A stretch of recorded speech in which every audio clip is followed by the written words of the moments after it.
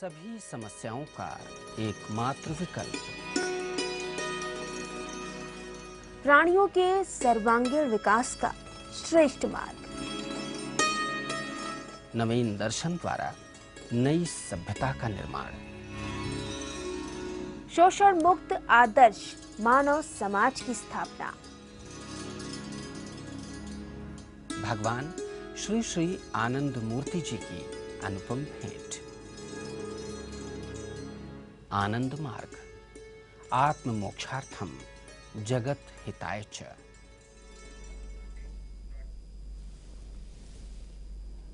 नमस्कार, आपका हार्दिक स्वागत है आनंद मार्ग के इस विशेष कार्यक्रम में। ये एक स्वास्थ्य श्रृंखला है जिसका आज ये अंतिम एपिसोड है, आखिरी कड़ी है, जिसमें हम क्रोनिक ग्लैंड स्वेलिंग के बारे में बात करेंगे। ये एक गंभीर बीमारी है।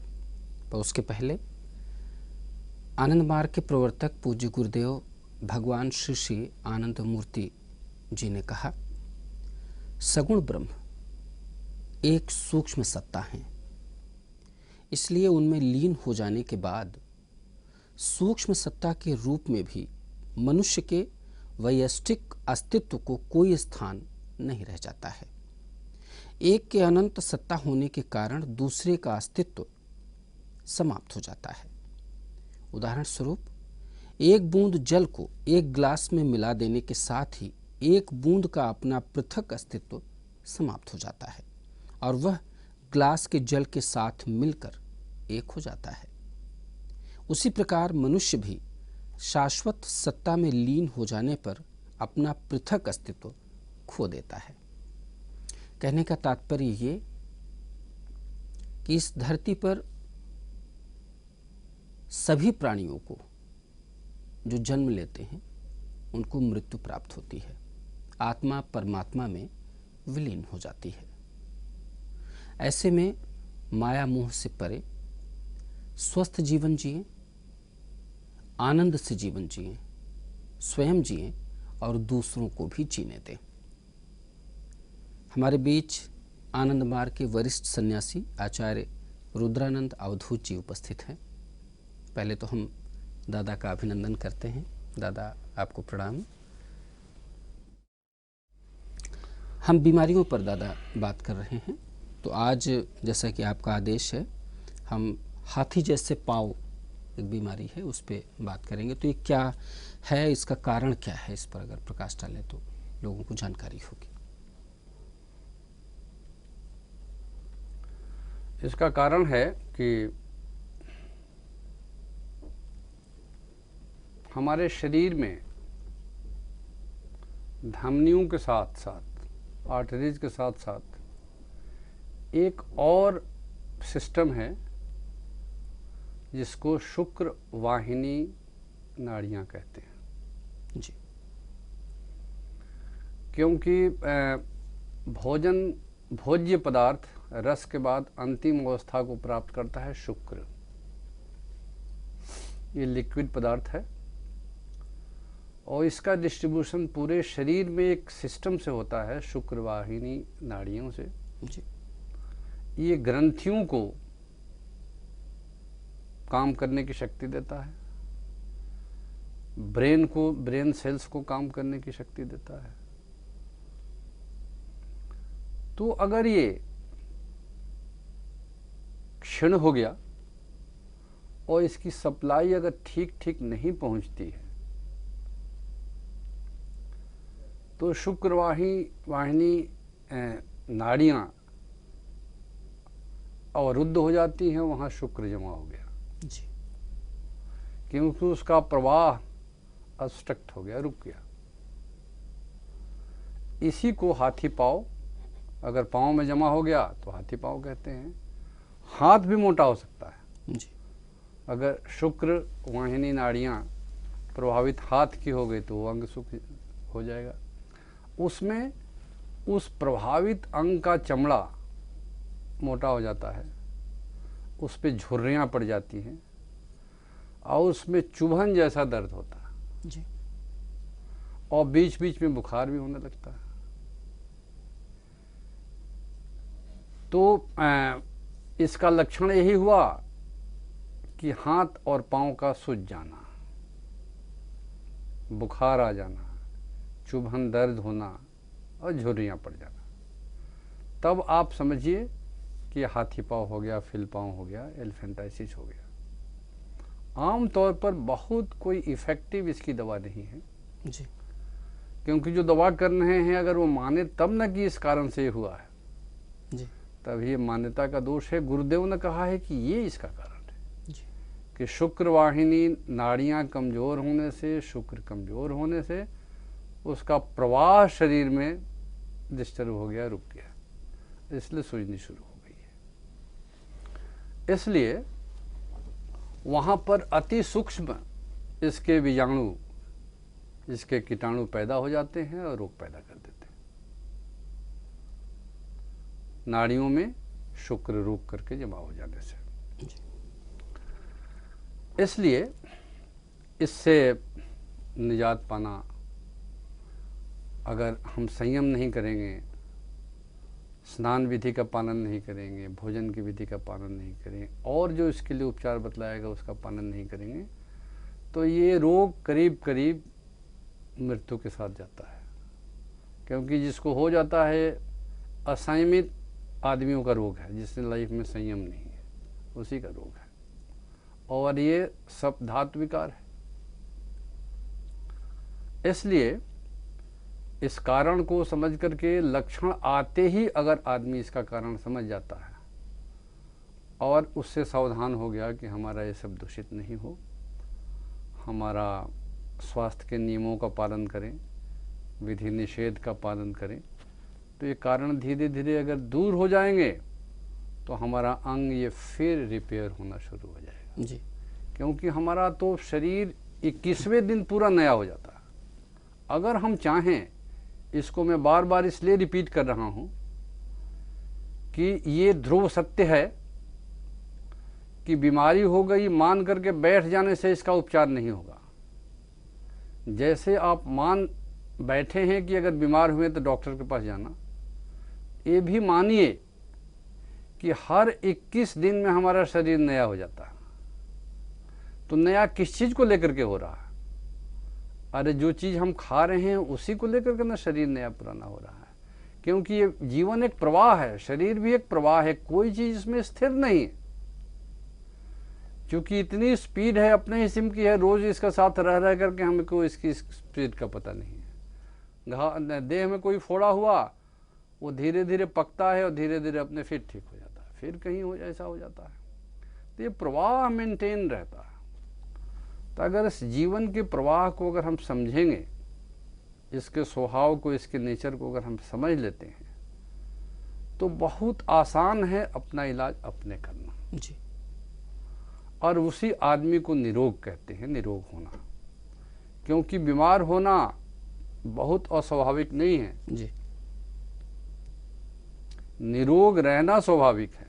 बीमार होने के लिए हम बहुत मेहनत करते हैं, बहुत सारे नियमों को तोड़ते हैं और परवाह नहीं करते नियमों की। जैसे ट्रेन में कोई पकड़ाया नहीं है, रोज WT चल रहा है, लेकिन अगर कभी पकड़ा गया, फाइन होता है, तब समझता है टिकट की 2 रुपये की टिकट की कितनी वैल्यू है। जी जी।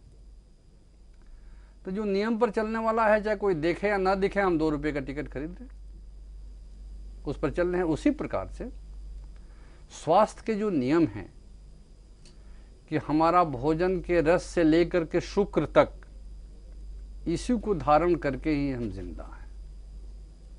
तो मल ही बल है, शुक्र ही जीवन है। तो शुक्र का अपचय, शुक्र अत्यधिक मात्रा में क्षय और ग्रंथियों में नहीं पहुंचा रहे हैं। जब थायराइड में नहीं पहुंचा, मान्या ग्रंथि में नहीं पहुंचा, गले में नहीं पहुंचा, तो गला बड़ा हो गया। पाँव में नहीं पहुंचा तो हाथी पाँव हो गया। हाथ में नहीं पहुंचा तो हाथ का पाँव मोटा हो गया। तो ये धातु विकार है। सब धातुओं में से किसी में अगर है तो ये शुक्र का ही इम्बैलेंस होना इस रोग का कारण है। दादा, आपने तकरीबन सभी कड़ियों में, सभी बीमारियों में खान पान पर काफ़ी ज़्यादा बताया है। तो एक मन में प्रश्न उठता है कि संयमित खाना क्या है? हर स्वस्थ आदमी को भी, हर स्वस्थ प्राणी को, इंसान को एक संयमित खाना प्रतिदिन क्या लेना चाहिए? कितना मात्रा हो, क्या हो? भात, रोटी, चावल, सब्जी, सलाद, दही, छाछ जो उपलब्ध है ये है, और मौसम के हिसाब से फल। अगर ये लेते हैं घी तेल अन्नपान में, अगर ये लेते हैं तो आदमी स्वस्थ रहेगा, क्योंकि इससे आपके शरीर को प्रोटीन भी मिल रहा है, कार्बोहाइड्रेट भी मिल रहा है, फैट भी मिल रहा है, मिनरल्स भी मिल रहे हैं, विटामिन्स भी मिल रहे हैं। तो इन्हीं चीज़ों की कमी शरीर में होती है, उसको हम पूरा खाद्य से कर रहे हैं। अब इसमें बिगड़ता तब है जब इसको भूल करके हम स्वाद की तरफ जाते हैं। जी। सब्जी तो खा रहे हैं लेकिन तल के, तो वही भोजन एसिडिक हो जाता है। एसिडिक हो जाता है। दाल भी खा रहे हैं तो खूब तल के, चावल खा रहे हैं तो खूब पॉलिश चमकदार सफ़ेद चावल पसंद है, अनपॉलिश चावल पसंद नहीं है। रोटी खा रहे हैं तो खूब साफ साफ चिकने आटे की वो पसंद कर रहे हैं, लेकिन ये नहीं समझ रहे हैं कि पेट में जाकर के ये रोटी क्या कर रही है। इसलिए चोकर युक्त आटे की रोटी, छाने नहीं उसको, बल्कि अगर अपने से बनवाते हैं तो चक्की वाले को कहिए कि भाई जरा मेरा आटा मोटा ही रहे तो अच्छा है। बिल्कुल। चिकना आटा नहीं हो, बहुत महीन पिसा हुआ नहीं हो, क्योंकि वो जाकर के आंत को पकड़ेगा।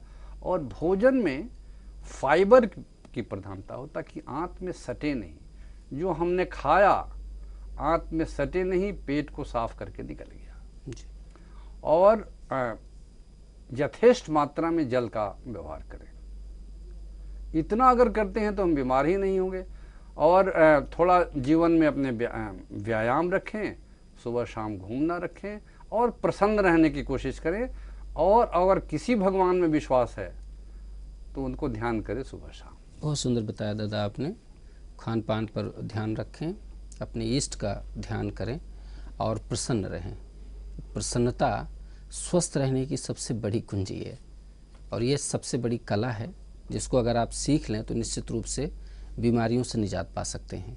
दादा एक छोटा सा ब्रेक लेते हैं, ब्रेक के बाद आप ही वापस आते हैं। सर्वेषां पिता त्वमसि मम देवता त्वमसि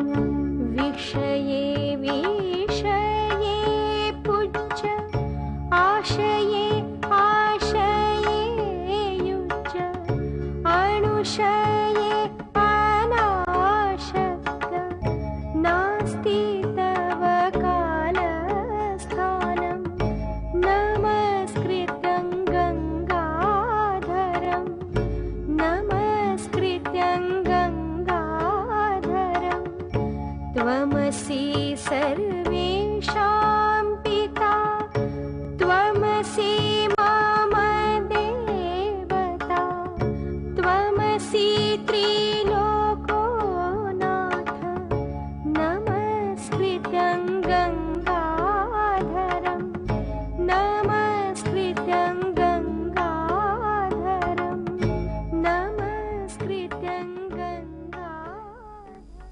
ब्रेक के बाद आपका स्वागत है। हम बात कर रहे हैं क्रोनिक ग्लैंड स्वेलिंग की। ये एक गंभीर बीमारी है जिससे मौत भी हो सकती है। दादा ने इसके कारण और लक्षण पर विस्तृत जानकारी दी हमें। दादा, इसकी चिकित्सा क्या है? किस तरह से इस बीमारी से निजात पाया जा सकता है? ये चूँकि ब्लड लिम्फ और शुक्र दोष के चलते होता है जी।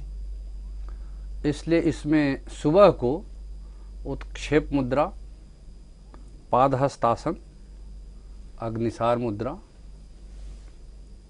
उड्डयन मुद्रा, दीर्घ प्रणाम, उत्कट वज्रासन, योग मुद्रा और नौकासन, ये सुबह का है। क्योंकि मणिपुर चक्र, इससे ठीक रहने से भोजन का जो रस है वो ठीक ठीक उसका रूपांतरण होगा जी। क्योंकि आग्नेय ग्रंथि है, एनर्जी की ग्रंथि है। इसलिए मणिपुर चक्र ठीक रहने से जो हम भोजन कर रहे हैं, इसके से संबंधित जो अंग है, भोजन को ठीक ठीक स्वरूप में बदलने में मदद करते हैं। इसलिए इन आसनों से ये सब हमारा ठीक रहेगा। और संध्या काल सर्वांग आसन, मत्स्य मुद्रा, मत्स्येंद्रासन और अग्निसार मुद्रा। और रोगी को स्नान विधि, जल का प्रयोग और सनबाथ, ये 3 चीज़ का ध्यान रखना चाहिए। क्योंकि स्किन डिजीज में, क्योंकि इसमें नाड़ी और स्किन दोनों प्रभावित हैं, इसमें ये तीनों बहुत ही अच्छा इसमें सहयोगी होता है। इसको ध्यान रखेंगे। इसमें भोजन में हर प्रकार का पौष्टिक आहार, अपने लीवर को ध्यान में रखते हैं जी। भारी गुरुपाक न लें, लेकिन पौष्टिक चीज लीवर के स्ट्रेंथ के अनुपात में उसको लेंगे तो हमारा शरीर का फ्लो ठीक बना रहेगा। इसमें हर प्रकार का फल और मूल। मूल में क्या आता है दादा? गाजर है जी। मूली है, ओल है। गाजर में आँखों के लिए ताकत की चीज़ें हैं, डाइजेशन के लिए बहुत अच्छा जूस देता है, शक्ति देता है, रक्त वर्धन करता है जी। इसलिए खून की कमी और खून की कमजोरी है तो उसको दूर करता है। इसमें खून की कमजोरी तो है, अगर खून ठीक रहा तो अंत में वेज और लिम्फ भी ठीक अवस्था में रहेगा जी। इसके अलावा ओल में बहुत गुण है। ओल हर प्रकार से हमको डाइजेस्टिव सिस्टम में मदद करता है। और मूली में, मूली के पत्ते में ज़्यादा गुण है, इसलिए मूली के साथ 1-2 उसका पत्ता भी खाएं तो बहुत अच्छा था। क्योंकि कहते हैं कि भोजन को मूली पचाती है और मूली को मूली का पत्ता पचाता है। तो जबकि दादा अमूमन देखने में आता है कि लोग मूली तो खाते हैं, मूली का पत्ता तोड़ करके फेंक देते हैं। ये गलत करते हैं। इस रोग में फलों में अगर खट्टे फल लेते हैं तो ज़्यादा लाभदायक है जी। इसका ध्यान रखना होगा। और चूँकि ग्लैंड्स अफेक्टेड हैं, रस से संबंधित है, इसलिए रस के शरीर के रस के प्रवाह को बनाए रखने के लिए इसमें उपवास अति फायदेमंद होता है। एकादशी, पूर्णिमा और अमावस्या को उपवास की विधि मान करके चलने पर इस रोग में बहुत ही अधिक फायदा होता है जी। तो ये है यौगिक उपचार। बाकी इसके लिए कुछ सुझाव भी हैं कि जो प्रभावित अंग है उस पे तिल या सरसों का तेल मिलाकर, तिल या सरसों और गुलेंच का जूस के साथ इसको मिला करके और खाली पेट में लेने से इसमें अच्छा लाभ मिलता है। दूसरा रिकमेंडेशन है कि हरी तिकी का पाउडर गाय के दूध में खाली पेट सवेरे सवेरे लेने पर इस हाथी पांव में, फिल पांव में अच्छा लाभ मिलता है। इसमें ध्यान ये रखना होगा विधि निषेध में कि शारीरिक श्रम इसमें बहुत आवश्यक है, क्योंकि पसीना निकलना चाहिए। आमतौर पर ये ऐसे रोग के मरीज हाथ पांव चलाना नहीं चाहते जी। इसलिए उनको किसी न किसी प्रकार का शारीरिक श्रम लेना पड़ेगा। और आहार संयम, आहार पर हम बहुत कुछ बोल चुके हैं, इसलिए ध्यान रखना होगा। इसमें हेलेंचा और पुनर्नवा बहुत ही हितकारी है, दोनों को लेने से बहुत ही अच्छा रहता है। और जो प्रभावित अंग है उस पर फलालेन का कपड़ा बांध के रखें और फलालेन के कपड़े पर सेंक देने से भी इस अंग को अच्छा लाभ मिलता है जी। अब इस एलिफेंटाइसिस से हम इस सीरीज का अंत करते हुए बिल्कुल एक बात मैं ज़रूर सुनने व देखने वाले को मैं याद कराना चाहूँगा कि गुरुदेव ने ये रोगों के ऊपर इसलिए कहा कि आज के जीवन में रोग का इलाज जिस विधि से हो रहा है, गुरुदेव इसके विरोध में नहीं है, इसको तो करो, लेकिन कुछ ऐसे रोग हैं जिसका सही इलाज अब तक है नहीं, क्योंकि ये डेवलपिंग साइंस है, मेडिकल साइंस भी। एक दादा रोग पीलिया है, उसका भी अभी तक कोई सही इलाज नहीं निकल पाया है। उसका कोई इलाज है भी नहीं जी। डॉक्टर कहेगा कि ग्लूकोज पियो, तो ग्लूकोज कोई इलाज थोड़े है, बिल्कुल उसका भी कोई इलाज नहीं है। उसके लिए भी एक बहुत अच्छा नुस्खा है, वो एतवार को दिया जाता है। हमारे आनंद मार्ग के आचार्य से अगर मिलेंगे तो एतवार को आपको एक दो जो दवाई खिला देंगे और आप पीलिया से निजात पाएंगे जी। एक ही खुराक में। बाकी लीवर को तो आराम देना ही पड़ेगा। जी। तो इन रोगों को अगर ध्यान रखें, इनका कारण जानेंगे, इनकी चिकित्सा जानेंगे, विधि निषेध का पालन करेंगे, तो हमारा शरीर ठीक रहेगा, स्वस्थ रहेगा। क्योंकि सुख के लिए निर्मल काया अति आवश्यक है। बिल्कुल। तो हमारा आपके सामने आकर के इतने दिनों से इसको कहने का यही लक्ष्य है, क्योंकि जब संन्यास लिया तो गुरु ने हमको दो चीज़ दिया, जो उनका मिशन है आत्मोक्षार्थं जगत हिताय। अपने मोक्ष और मुक्ति के लिए मैं लगा हुआ, मैं सन्यासी हूँ, हमारा और कोई दुनिया से काम नहीं है, कोई लेना देना भी नहीं। बाकी जब तक मैं जिंदा हूँ तब तक ये दुनिया परमात्मा की बनाई हुई है, और गुरु ने संकल्प लिया है कि इस दुनिया के सुधार के लिए हमको काम करना है। उसी के लिए उन्होंने आनंद मार्ग बनाया। तो उसके लिए जो सुधार मूलक काम है, उसमें स्वास्थ्य में भी एक सुधार का प्रोग्राम है।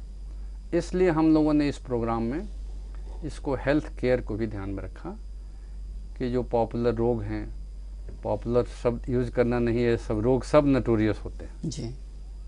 इसलिए दुखकारी जो रोग हैं इनको हम सहज विधि से चिकित्सा करें, संयम के द्वारा, भोजन पर कंट्रोल करके।